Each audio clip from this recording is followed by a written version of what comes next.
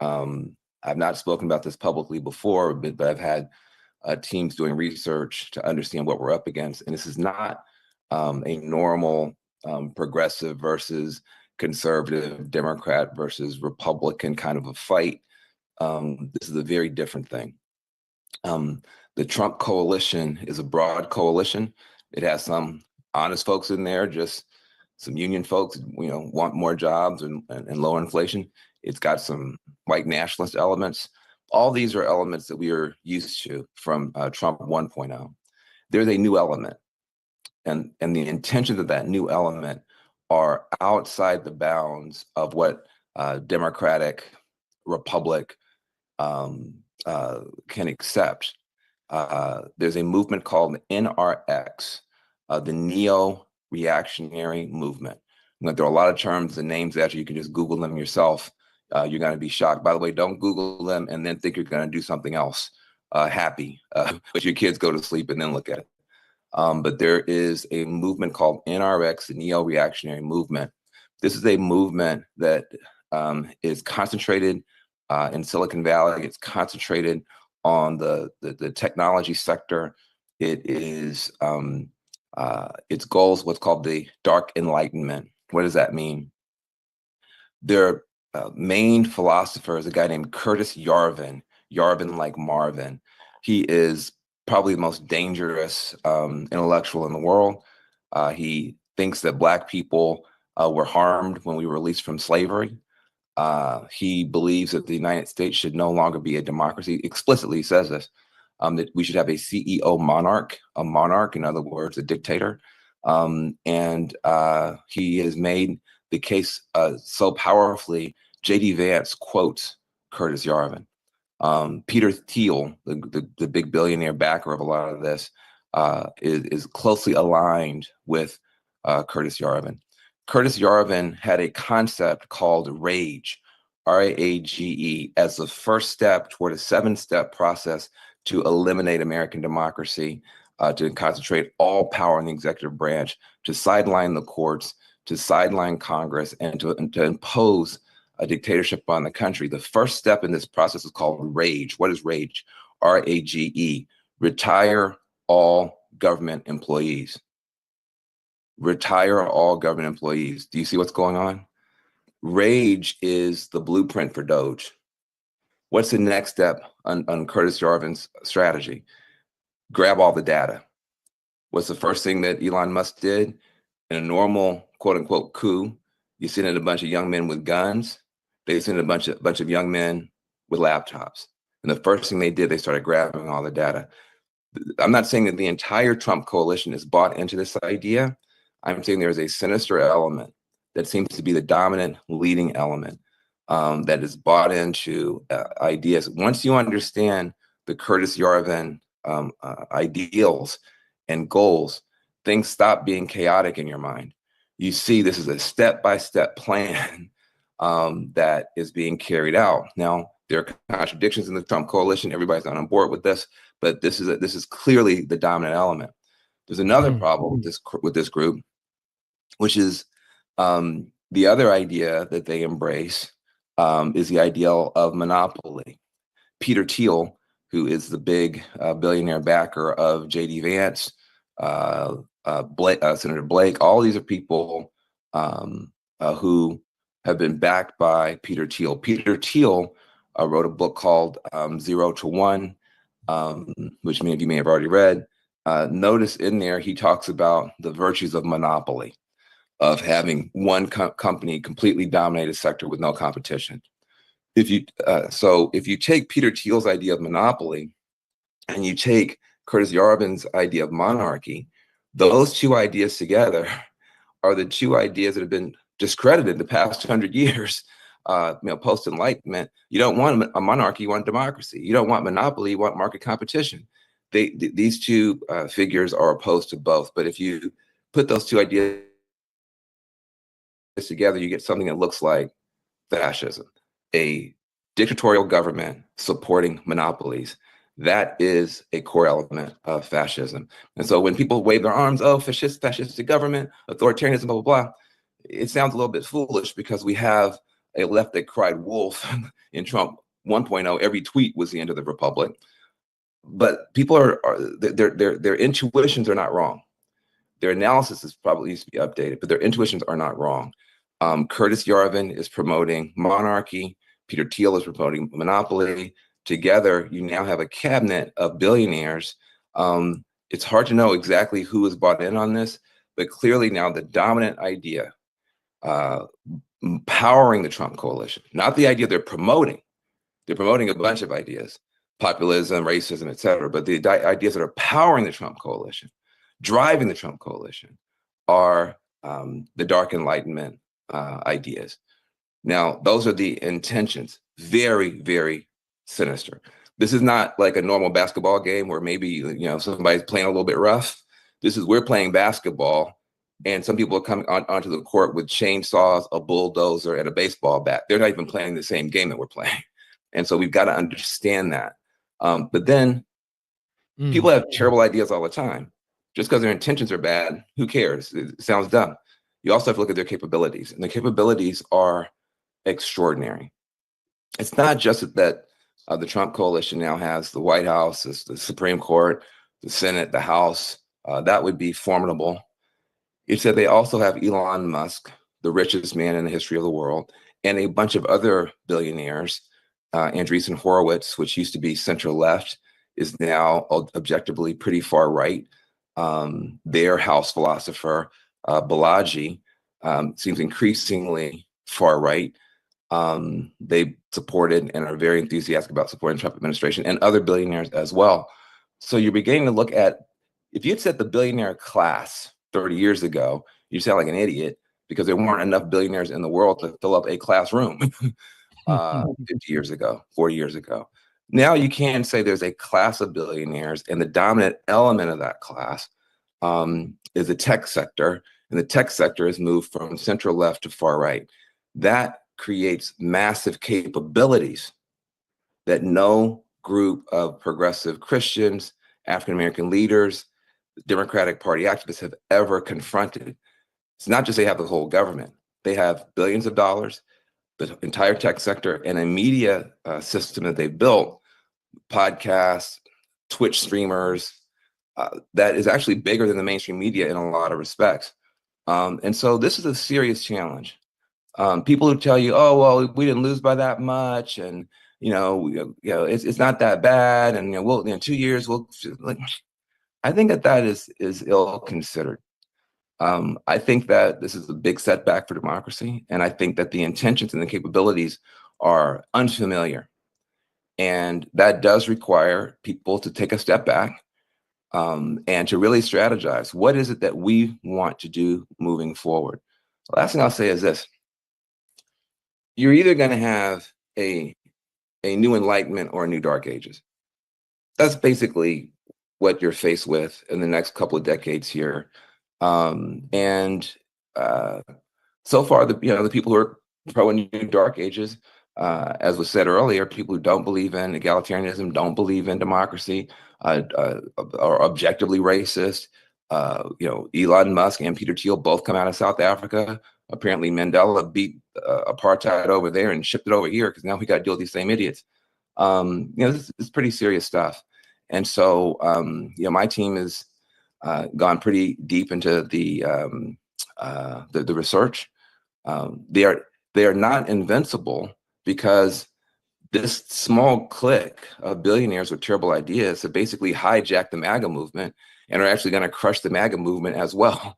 So they're not invincible. There are cracks and contradictions, et cetera, but this particular group needs to, I think, be taken very seriously. NRX, the neo-reactionary movement, Curtis Yarvin, the dark enlightenment, these are all terms I encourage people to look at.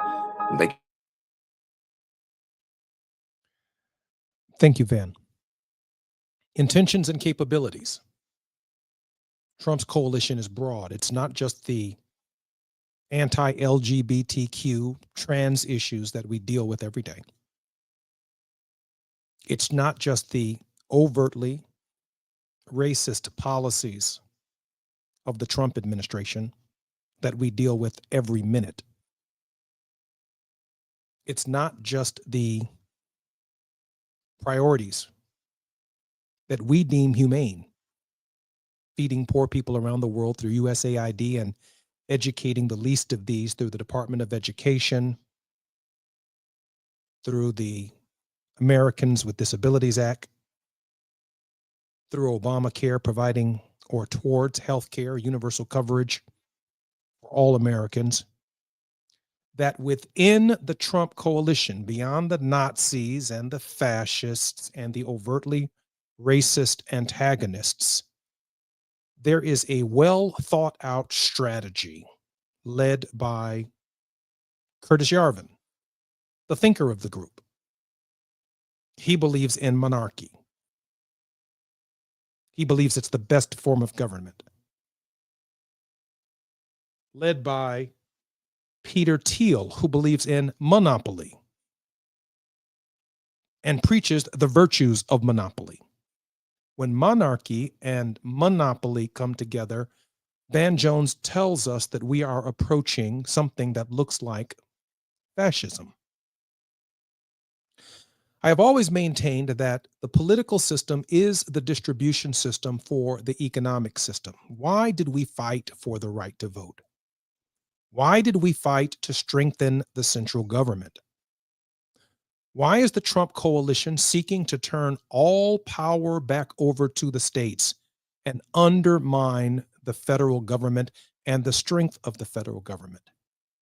Because the federal government, including the Department of Justice, including our legislative process, including the courts, is the only means by which we, the people, have the power to stop this group of people within the Trump coalition.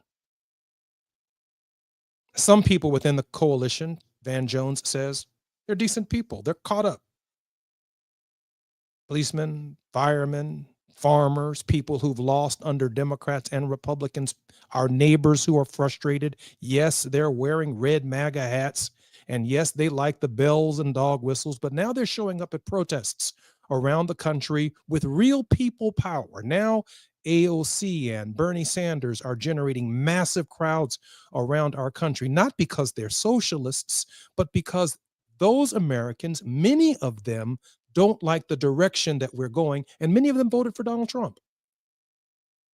But it is only in that people power, when we come together, that we can defeat the even more sinister scheme that exists within the Trump coalition, made up of the billionaire class, made up of the richest man in human history, a South African who is a believer and supporter of the apartheid regime, who turned our White House, our sacred White House, into a car dealership. Only we, the people, when we turn out to vote, do we even have a chance to strengthen our federal government, take back our Department of Justice, and use that government to build a more perfect union. What is the fallback plan for these guys? States' rights, local control, more confusion, more separate and unequal, more pitting blacks against whites, pitting workers against employers, pitting those with health care against those who have no health care, those who for a clean environment, and those who have no problem with pollution, polluting the entire political environment. Confusion, chaos, shock and awe, shockingly awful, to accomplish what only a minority of people in our country could ever dream of accomplishing: monarchy and monopoly. It is within the Trump coalition that this group of people seek to do something even more sinister, and that is end our democratic experiment as we know it. I'm Jesse Jackson Jr. When we come forward, S. Todd Yeary will be joining me, and we're going to break down together what Van Jones was talking about. It's afternoon drive time with Jesse Jackson Jr. Only on KBLA Talk 1580.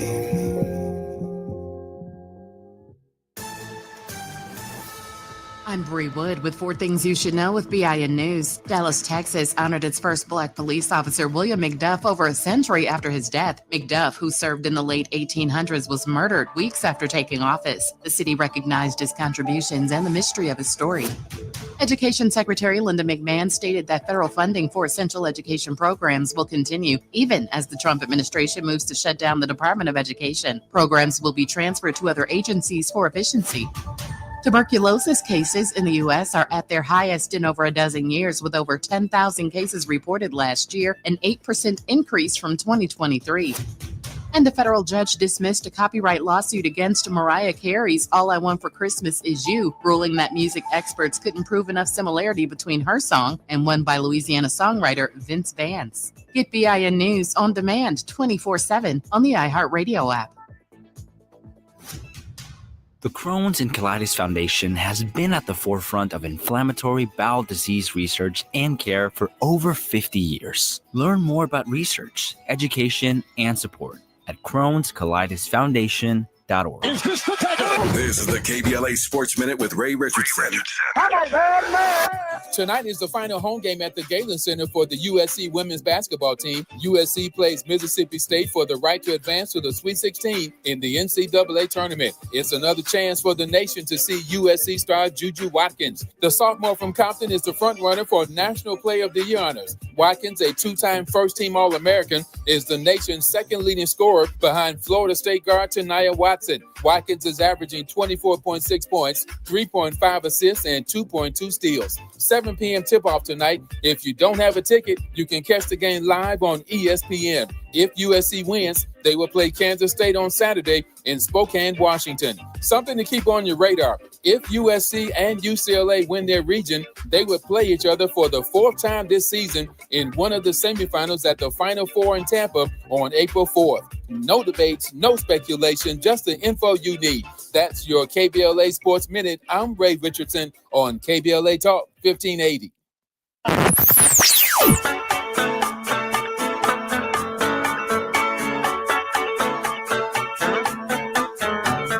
This is KBLA Talk 1580. Talk radio that's music to your ears. We're unapologetically progressive. KBLA Talk 1580. We've got a lot to talk about. I'm Reverend Gerald, the life coach. Is someone you love struggling with addiction and mental illness? Is improving your family's health important? Want to leave a legacy that your family can grow? Are you ready to enhance your perception of life experiences? Then wake up weekends at 7 a.m. with Urban Family Focus and get the wisdom, opportunity, resources, and motivation to live your best life. Join the conversation on Urban Family Focus Saturday and Sunday at 7 a.m. Unapologetically progressive. KBLA Talk 1580. We've got your black. At Exquisite Family Mortuary, we know how overwhelming it can be planning a meaningful farewell for your loved one. Secure your peace of mind by calling Charlotte White at 323-577-5562. That's Charlotte White at 323-577-5562. From traditional funeral services to memorials to direct cremation, pre-needs, and more. Call Charlotte White at Exquisite Family Mortuary for Southern hospitality in Southern California. That's Charlotte White at 323-577-5562. Exquisite Family Mortuary is located nearby in Inglewood, California. Exquisite Family Mortuary, where your loved one becomes our loved one. You're listening to Jesse Jackson Jr. on KBLA Talk 1580.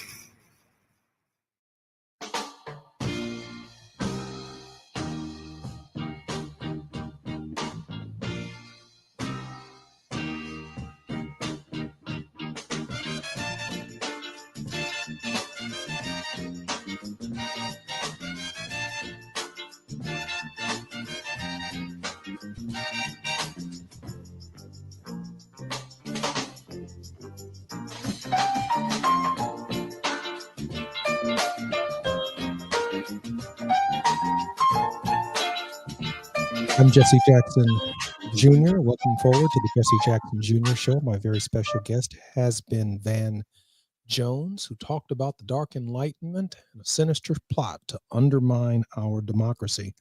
My very special guest for the remainder of our program is S. Todd Yeary. Reverend Yeary is a theologian, a doctor with a PhD, a social scientist, a political activist, a pastor, a professor, a teacher, and someone on the forefront from Baltimore, Maryland to Los Angeles, California, of our struggle for social justice in these very unpredictable times. Reverend Yeary, welcome back to the Jesse Jackson Jr. Show. Well, good to be with you, my brother, on today. It's an important discussion, so let's get to it. Reverend Yeary, share with us your thoughts about the more sinister side of the MAGA universe and what Van Jones shared with us in the last half hour. So, as I listened to Brother Van Jones kind of lay out this newest iteration of a form of dominance that was actually always intended, I began to think about, how does this fit? It's not unique, it's just different. And the reason I say that is, if we consider what the objectives are of this kind of oxymoronic phrase, let's think about it: dark and enlightenment together. Right? You take contradictory frame of reference and bring together to achieve a particular aim. And that particular aim is to really resist what democracy was forced to accommodate. And so this is where I think we have to be very, very clear on understanding the history of this very young experiment when it comes to global superpowers known as America. 1619, 20 and odd Negroes arrive on the shores of Virginia, not too far from Hampton. 1676 in Virginia, there is a biracial coalition that engages in rebellion against the elite control of land, even though there's a somewhat disputed issue about the conflicts with indigenous Americans. That was known as Bacon's Rebellion.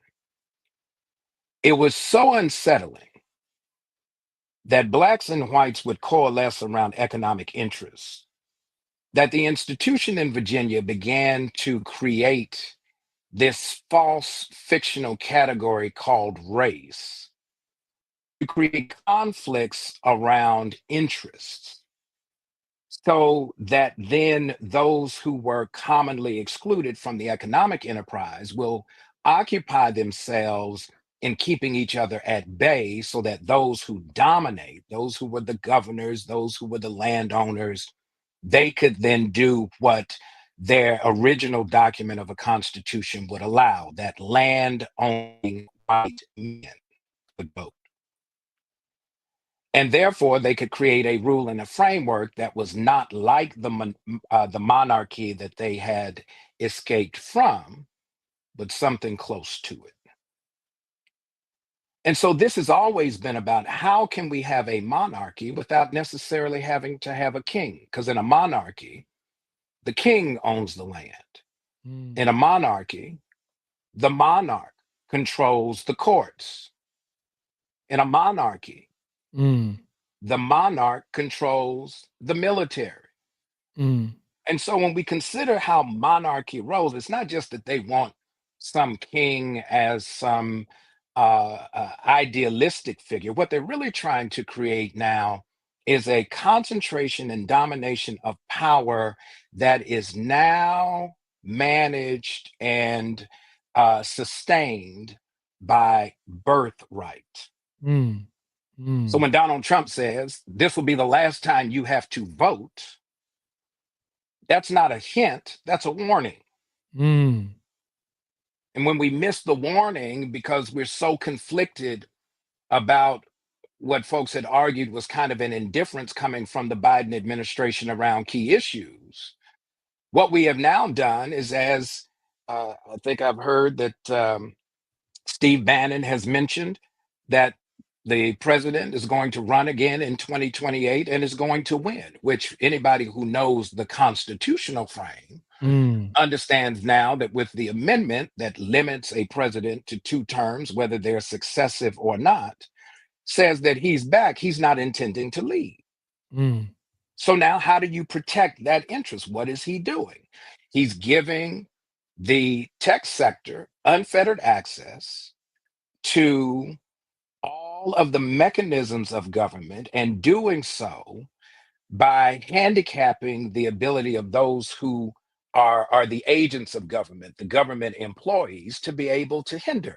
The only thing that has been able to disrupt it is that we're constantly running back and forth to court trying to get, here's the next thing, federal enforcement. And so when this president says he's trying to get back to states' rights, there's a reason for that. We have the Declaration of Independence, leads to the constitutional conventions and the continental congresses, the ratification of the Constitution.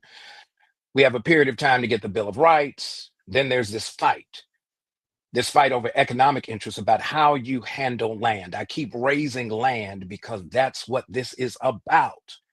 Adam Smith was right that the wealth of a nation is established in 2 key indicators, land and labor. You dominate the land, you control the labor by suppressing the cost, i.e. enslavement. Therefore, you have a labor force that then produces what's necessary from the land, but the ownership is vested in a very narrow class of folks who dominate by virtue of birthright. And so Bacon's rebellion scared them. And so let's keep Black interests and white interests always divergent, so that they will never find a way to coalesce around issues, and even more, coalesce with those who were displaced in the process, our indigenous brothers and sisters who originally had the land. Now they got, in many instances, an edited version of the Bible. That when we start looking at this, when I hear Van Jones say that, I said, oh, no, this isn't some aberration. This is the sequence. You give up a little bit. So, you know, if I'm going to hit on it, just the high points, remember, we had a war in 1861. The war was over labor.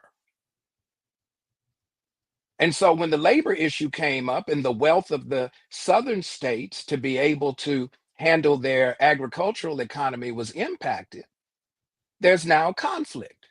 The conflict gets resolved. Lincoln issues the Emancipation Proclamation in 1862 to become effective New Year's Day, 1863. But it was a ruse. He says, I'm doing it for the benefit of the Union. It wasn't so much, he put it in the document.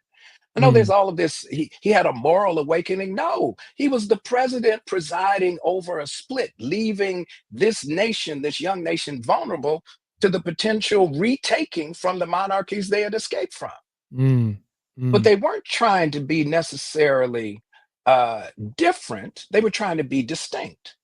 And so from time to time, comes to land, they claim the heritage of monarchy to justify it. You remember property class in law school and Johnson v. McIntosh, that first case where there's a transfer of land, but because one owner had a piece of paper and the other one didn't, the court said, we're able to determine who gets to hold the land by virtue of our inherent right to conquest that we got from, guess where? The monarchy we say we despise.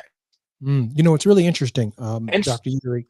What's really, really interesting, we have about a minute before we come forward to our final 10-minute segment.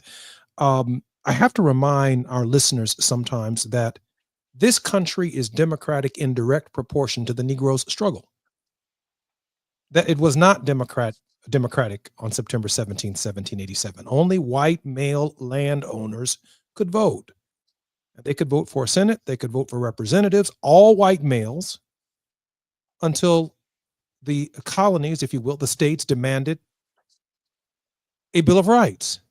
And then that Bill of Rights didn't apply to women, didn't apply to Black folks, didn't apply to people of color. It applied to those white men until the 13th, 14th, and 15th Amendment granted the Negro their citizenship rights and the Negro the right to vote with the 15th Amendment. America is democratic because we made it democratic. And so as we fight to save democracy, historically, we've been alone in our fight to expand voting. The country's natural tendency is the republic itself, and it is undemocratic. It does support a theocratic monarchy, I might add. That's my research that I've revealed through my own work. When we come forward, I'm Jesse Jackson Jr. on the Jesse Jackson Jr. Show. S. Todd Yeary, doctor, theologian, minister, lawyer, 1 foot in the pulpit and 1 foot in the courtroom. He's our guest, bringing us new words and new thoughts on the analysis of Van Jones when we come forward. While you're stuck in traffic, we can at least bring you up to speed on the news of the day. You're listening to Jesse Jackson Jr. only on KBLA Talk 1580.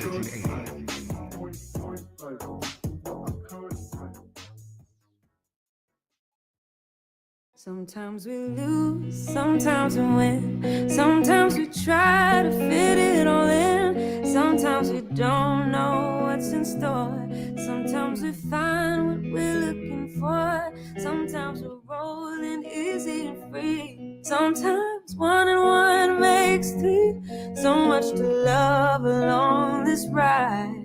That's why Nationwide is on your side. Nationwide Mutual Insurance Company and Affiliates, Columbus, Ohio. Can your pad absorb everything and stay fresh? Always Radiant with Flex Foam can. Get up to 0 leaks, 0 odor, and 0 feel. Because Flex Foam is the only pad with a flexible foam core. You heard me, foam. Always Radiant is so thin, it feels like nothing, yet protects like nothing else. Can your pad do that?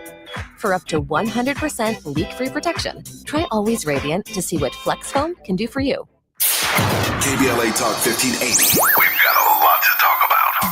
KBLA Talk 1580, connecting you with services and solutions. LA County's new Justice Care and Opportunities Department, or JCOD, is here to support justice-involved individuals and their families. The JCOD Support Center is now taking calls at 1-833-LACJCOD. That's 1-833-522-5263. Available 7 days a week from 6 a.m. to 11 p.m., the Support Center is your one-stop shop for re-entry issues and court support. They offer court reminders, connections to local services, transportation assistance for housing, court appearances, and childcare. The JCOD hotline provides personalized help to connect you with services that you need. And don't forget to check out justiceconnect.org for more information. Remember, it's free and available every day at 1-833-522-5263. This is a community call to action from KBLA Talk 1580.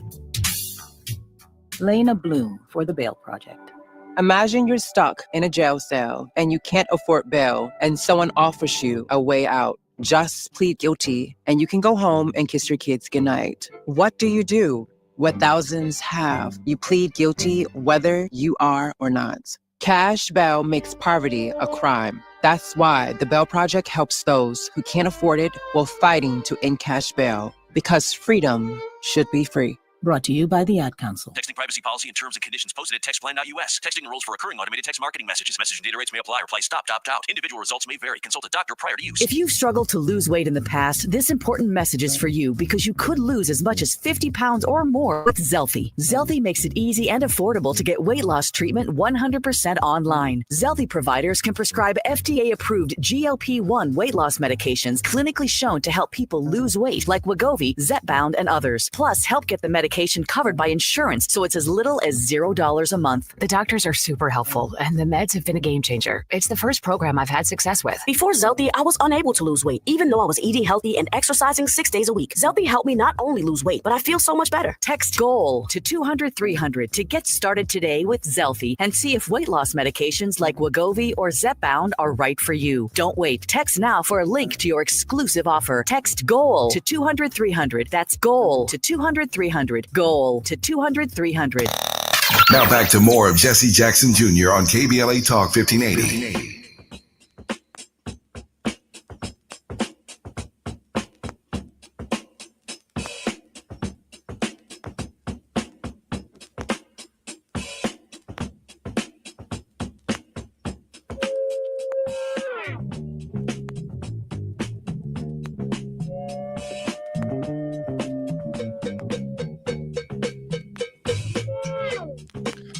I'm Jesse Jackson Jr. Welcome forward to the Jesse Jackson Jr. Show. My very special guest is attorney, Dr. Reverend Pastor S. Todd Yeary. Pastor Yeary, welcome back to the Jesse Jackson Jr. Show. Good to be with you. Let's keep going. You know you're always welcome. Dr. Yeary, let me raise this question. You know, towards the end of First Reconstruction, we had a Congressional Black Caucus. Around 1901, you have Oscar the Priest and others going to the floor of the Congress delivering their Phoenix speech. Perhaps this is the temporary departure of the Negro from Congress, because Plessy versus Ferguson had been decided. Jim Crow was, in full effect. Terrorism at the polls. You sent me an article this week about the federal government gutting the Voting Rights Act, the courts gutting the Voting Rights Act. And just before the break, I talked about people power against this MAGA, if you will, this MAGA elite that wants the data, that wants to fire all government employees, that wants to use this history, turn the power back over to the states to create even more confusion and a more separate and unequal society. One of our listeners, Rico McFarland, raised the question, what do we do? Beyond talking, it seems to me that the 2026 midterm elections takes on a new currency in ways that we can't possibly imagine. Dr. Yeary. Well, he's right, but I would broaden it. It's not just the federal elections, right? Here's what we're facing. This is where I think they're really going. We've gotten a couple of hints from Justice Thomas that he believes the Supreme Court wrongly decided Brown versus Board of Education, which undid Plessy versus Ferguson, separate but equal. And because Brown versus Board of Education relied upon the due process and equal protection clauses of the 14th Amendment to the Constitution, which was ratified after the Civil War, it says then to me that this is an assault going after federal enforcement of constitutional rights against the states. It's been a thorn in the flesh of those who dominated the land since it was ratified. And so what they're really coming at, when the president says we're dismantling the Department of Education, we're sending all of the money back to the states, it's because the Department of Education, when President Carter formed it, it was necessary because after Brown won, the first Brown versus Board of Education was issued in 1954. The second Brown decision had to be issued because the states were taking too long to implement what the court had required. And so they issued the famous statement, with all deliberate speed. All deliberate speed. And so this issue has been, let's take power back, let's control the mechanism of government, and let's stop the federal enforcement of individual rights being imposed on states, because that was the whole issue. In 1876, when Rutherford Hayes they couldn't determine who was going to be the president. Remember that? So they come up with the compromise of 1877. So to settle who would be president, the compromise was, I'll let you be president if you agree to take the federal troops out of the South so that we no longer have federal enforcement. And why was that important? Because when the Freedmen's Bureau Act was passed, and then the Civil Rights Act of 1866 was passed, that gave you Section 1981, which protects the interests of Blacks to engage in economic commerce and to have contracts, to have the same rights as whites. When you have Section 1983, which is often raised when we're dealing with issues of police violence and brutality. This whole issue has been about a resentment with a Southern mentality and mindset of land dominance, that the government, the federal government, should not be meddling in issues of enforcement when it comes to the racial priority. Dark enlightenment is just the new version of white male land supremacy in an updated form. And now you've got technocrats and oligarchs trying to control and run it. It's just the 21st century version of the oligarchy that formed the Constitution. They were the oligarchs of the 18th century, when white male land owning interests were codified in the Constitution, until the rest of us who weren't covered in We the People decided that we would be included, and we then revolted by pushing this democratic experiment to be more expansive and more inclusive. I don't know how to improve upon that, Dr. Uri. I share with people often that even though one might consider my preoccupation and even obsession with African American history, it is the history of Black people from 1619, before the Republic was founded, before the Declaration of Independence, then the Republic, then the Bill of Rights, then the Reconstruction Amendments.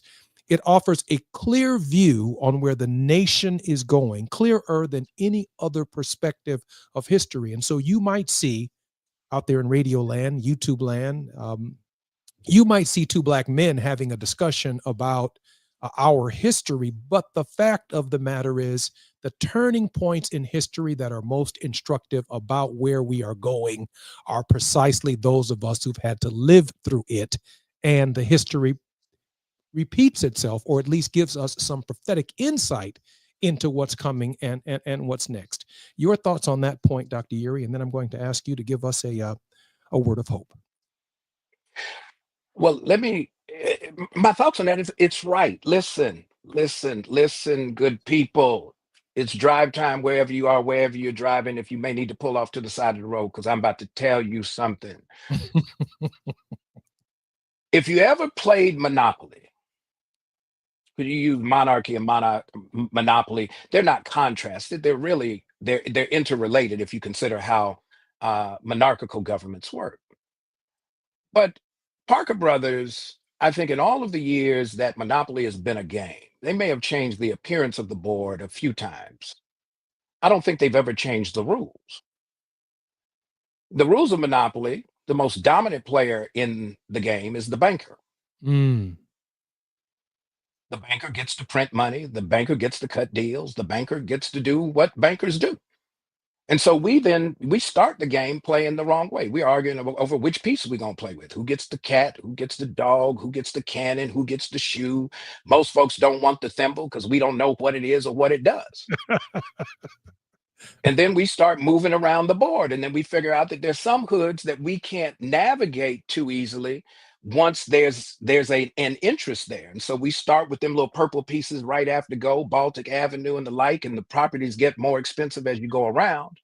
And after a while, we recognize when we get to that fourth turn and start going through the high-end neighborhoods, we got to be real careful when we tipping around Park Place and Boardwalk.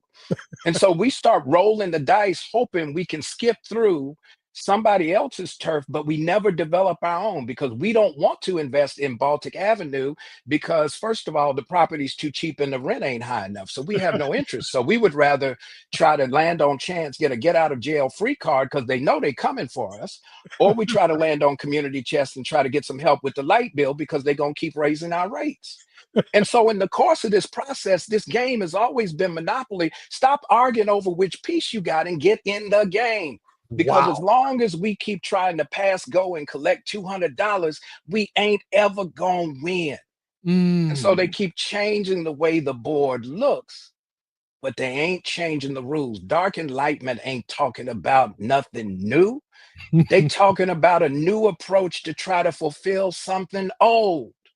It's always been who's got the greatest economic interest and control over what's going to happen in this expanding enterprise where they can have land dominance and control at somebody else's expense. Reverend Uri, we have about 1 minute. I'm turning it all over to you for hope. I would rely on actually the wisdom of your father, who, as you know, when we would often sit in his office, he would say something, look, now's not the time to get discouraged. Now's the time to get determined. And so it's not just the midterm election. It's the next citywide election, wherever you live. It's the next, who's going to be on the Board of Education, wherever you live. All of this has something to do with something. Every government entity has to pass a budget that determines how public funds are going to be used to address private interests. And if we don't start paying this game like we playing to win, the next slavery is coming without shackles. I'm Jesse Jackson Jr. You've been listening to the Jesse Jackson Jr. Show. Our very special guest has been Van Jones and Reverend Dr. S. Todd Uri. Until we come forward, I'm Jesse Jackson Jr. KBLA 1580 Santa Monica. Todd Uri. You a bad boy right there.